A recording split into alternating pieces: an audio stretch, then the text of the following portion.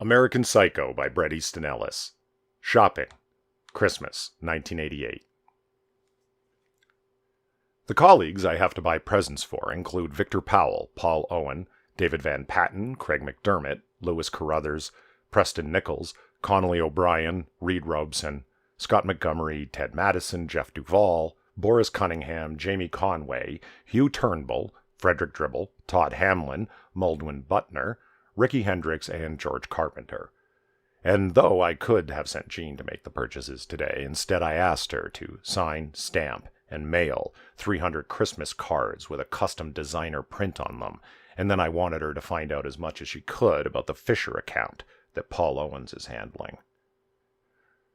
Right now I'm moving down Madison Avenue after spending close to an hour standing in a daze at the bottom of the staircase at the Ralph Lauren store on 72nd.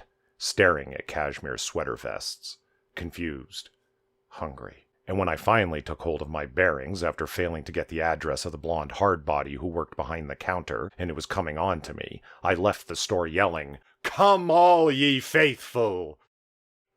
Now I scowl at a bum huddled in the doorway of the store called Ear Karma, and he's clutching a sign that reads, "Hungry and homeless, please help me, God bless." And then I find myself moving down 5th towards Saks, trying to remember if I switched the tapes in my VCR, and suddenly I'm worried. I might be taping 30-something over Pamela's tight fuckhole. A Xanax fails to ward off the panic. Saks intensifies it. Pens and photo albums, pairs of bookends and lightweight luggage, electric shoe polishers and heated towel stands and silver-plated insulated carafes and portable palm-sized color TVs with earphones. Birdhouses and candle holders, placemats, picnic hampers and ice buckets, lace-trimmed oversized linen napkin and umbrellas and sterling silver monogrammed golf tees and charcoal-filtered smoke trappers and desk lamps and perfume bottles, jewelry boxes and sweaters and baskets to hold magazines in and storage boxes, office tote bags, desk accessories, scarves, file holders, address books, agendas for handbags. My priorities before Christmas include the following. 1. To get an 8 o'clock reservation on a Friday night at Dorsia with Courtney. 2. To get myself invited to the Trump Christmas party aboard their yacht. 3. To find out as much as humanly possible about Paul Owen's mysterious Fisher account. 4. To saw Hardbody's head off and Federal Express it to Robin Barker, the dumb bastard, over at Solomon Brothers. And 5.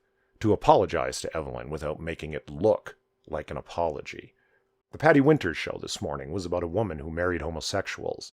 I almost called up Courtney to warn her, as a joke, but then decided against it, deriving a certain amount of satisfaction from imagining Lewis Carruthers proposing to her, Courtney shyly accepting, their nightmarish honeymoon to follow. Scowling at another beggar shivering in the misty drizzle of 57th and 5th, I walked up, squeezed his cheek affectionately, then laughed out loud. His eyes, how they twinkled, his dimples, how merry. The Salvation Army choir harmonizes badly on Joy to the World. I waved to someone who looks exactly like Duncan MacDonald, then duck into Bergdorf's. Paisley ties and crystal water pitchers, tumbler sets and office clocks that measure temperature and humidity and barometric pressure, electric calling address books and margarita glasses, valet stands and sets of dessert plates, correspondence cards and mirrors, and shower clocks and aprons and sweaters and gym bags and bottles of champagne, and porcelain cash pots and monogrammed bash sheets, and foreign currency exchange mini calculators and silver-plated address books, and fish boxes with fine stationery and bottle openers and compact discs and customized tennis balls and pedometers and coffee mugs. I check my Rolex while I'm buying scruffing lotion at the Clinique counter, still in Bergdorf's, to make sure I have enough time to shop some more before I have to meet Tem Severt for drinks at the Princeton Club at 7. I worked out this morning for 2 hours before the office, and though I could have used this time for a massage, since my muscles are sore from the exhausting exercise regimen I'm now on, or a facial, even though I had one yesterday, there are just too many cocktail parties in the upcoming weeks that I have to attend.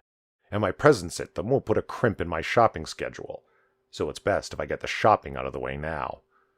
I run into Bradley Simpson from P&P outside of FAO Schwartz, and he's wearing a Glen Plaid worsted wool suit with notched lapels by Perry Ellis, a cotton broadcloth shirt by Gitman Brothers, a silk tie by Savoy, a chronograph with a crocodile skin band by Brielle, a cotton raincoat by Paul Smith, and a fur felt hat by Paul Stewart.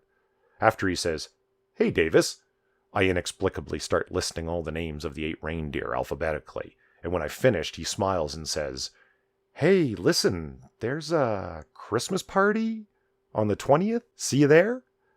I smile and assure him I'll be there on the 20th, and as I walk off, nodding to no one, I call back to him, "Hey, asshole! I want to watch you die, motherfucker!" And then I start screaming like a banshee, running across 58th, banging my Bottega Veneta briefcase against a wall.